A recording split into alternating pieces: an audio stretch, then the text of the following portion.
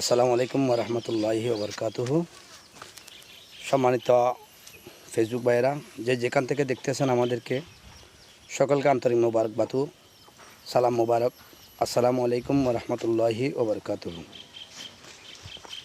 এখন আমরা এই জিলহজ মাসের পহেলা জুমা মুবারক, আজকের প্রথম জুমা আদায় করে আমরা বের হয়েছি। বের হয়ে সকল মুসলিমাতের উদ্দেশ্যে দু একটি কথা বলার জন্য আমরা এসেছি, হাজির হয়েছি।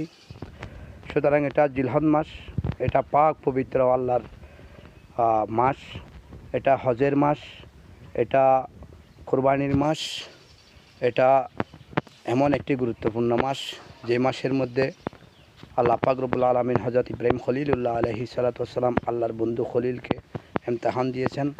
হযরত ইসমাইল জমিউল্লাহ আলাইহিস সালাতু ওয়াস সালামকে কোরবানি দেওয়ার জন্য পরীক্ষা করেছেন এবং হযরতে ইব্রাহিম খলিলুল্লাহ আলাইহিস সালাতু ওয়াস সালামের বিবি হযরত মা হাজরা আলাইহিস সালাতু ওয়াস সালামকে সাফা মারওয়ার মধ্যে সফর করিয়েছেন।